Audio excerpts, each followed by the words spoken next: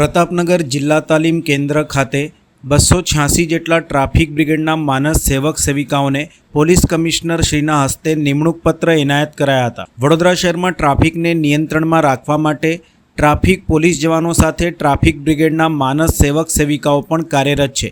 આ ટ્રાફિક બ્રિગેડની કુલ 900 જગ્યામાંથી 300 જગ્યા ખાલી હતી, જેને લઈને આ જગ્યા ઉપર સ્પેશિયલ રિક્રુટમેન્ટ ડ્રાઈવ કરીને 286 જેટલા માનસ સેવક સેવિકાઓને વડોદરા શહેર પોલીસ કમિશનર નરસિમ્હા કુમારના હસ્તે આજરોજ નિયુક્તિ પત્ર આપવામાં આવ્યા હતા। આ માનસ સેવક સેવિકાઓને 10 દિવસની સ્પેશિયલ ટ્રેનિંગ આપવામાં આવી છે અને ટૂંક જ સમયમાં તેમને ગણવેશ પણ અપાશે। ત્યારબાદ શહેરના જુદા જુદા વિસ્તારોમાં પોલીસ સાથે તેઓને પણ તૈનાત કરવામાં આવશે। વડોદરા શહેર પોલીસ કમિશનર દ્વારા જણાવ્યું હતું કે વડોદરા શહેરની ટ્રાફિક વ્યવસ્થા વધુ સુચારુ બનાવવા ટ્રાફિક વિભાગમાં 30થી વધુ પોલીસ કર્મીઓને નિયુક્તિ આપવામાં આવી છે। સાથે સિટી કમાન્ડ કંટ્રોલ સેન્ટરને આધુનિક બનાવાયું છે અને ટ્રાફિક નિયમોનું ઉલ્લંઘન કરનારાઓને ચલણ કરવા માટે 10 કર્મીઓને પણ નિમણૂક આપવામાં આવી છે। આ પ્રસંગે પોલીસ કમિશનરે લોકોને પણ ટ્રાફિક નિયમોનું પાલન કરવાની અપીલ કરી હતી। ટ્રાફિક નિયમોનું પાલન કરવાથી માર્ગ અકસ્માતોમાં ઘટાડો શક્ય છે।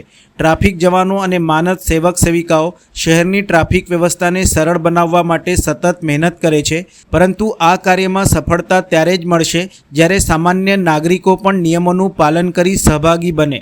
જો દરેક વાહન ચાલક સાવધાનીપૂર્વક નિયમોનું પાલન કરે તો અકસ્માતોનું પ્રમાણ ઘટશે અને ટ્રાફિક વ્યવસ્થા સાચી દિશામાં આગળ વધી શકશે। વડોદરા શહેરમાં મોબિલિટી અંગે વડોદરા શહેર પોલીસ ખૂબ પ્રયત્નશીલ છે। તમે જાણો છો કે ટ્રાફિક પોલીસ સાથે સાથે ટ્રાફિક બ્રિગેડના માનદ વેતકો પણ આપણા સાથે કામ કરતા હોય છે। 900 જગ્યા મંજૂર છે અને સામે લગભગ 300 જગ્યાઓ ખાલી હતા। આ જગ્યા ભરપાઈ કરવા માટે આપણે એક સ્પેશિયલ રિક્રુટમેન્ટ ડ્રાઈવ કરીને આજે 286 જેટલા માનદ વેતકોને નિયુક્તિપત્રક આપી છે। આ માનદ વેતકો પોલીસ સાથે કામ કરશે, એટલા માટે એમને 10 દિવસની સ્પેશિયલ ઇન્ડક્શન ટ્રેનિંગ આપીને કાયદા, નિયમો અને ટ્રાફિક નિયમન માટે જે જરૂરી સ્કિલ સેટ્સ એમને ઇમ્પાર્ટ કરવાની પ્રયાસો થયા છે। ટૂંક સમયમાં એમને ગણવેશ પણ વિતરણ કરવામાં આવશે અને એમને શહેરના જુદા જુદા વિસ્તારોમાં પોલીસ સાથે સાથે એમને પણ તૈનાત કરવામાં આવશે। આપણા આ એક છેલ્લા કેટલાક દિવસોથી શહેરમાં ટ્રાફિક વ્યવસ્થાને વધુ સ્ટ્રીમલાઇન કરવાના હેતુથી આપણે લગભગ 30 વધુ પોલીસને પણ નિયુક્તિ આપી અને કમાન્ડ એન્ડ કંટ્રોલ સેન્ટરને આધુનિક બનાવીને લગભગ 550 વધારાના કેમેરા જોડવાનું, વડોદરા મ્યુનિસિપલ કોર્પોરેશનના camera, body camera, police camera અને પ્રાઇવેટ કેમેરાને પણ આપણા CCTV camera command and control centre સાથે જોડીને તેથી નિયમનો ભંગ કરનાર સામે ચલાન વ્યવસ્થિત રીતે જારી કરી શકીએ તે માટે પણ વધારે 10 કર્મચારીઓને આપણે નિમણૂક આપી છે।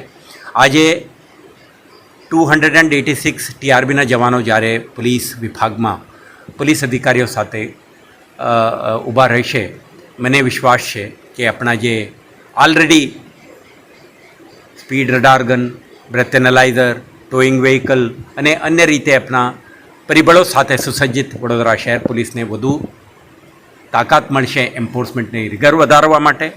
અને આ વર્ષે જે રીતે આપણે લગભગ 450% વધારે એન્ફોર્સમેન્ટનું રિગર વધારીને કામ કરી છે, આના ભાગરૂપે પ્રથમ 7 મહિનામાં 10% જેટલું માર્ગ અકસ્માતના કિસ્સામાં ઘટાડો પણ જોવા મળ્યું છે।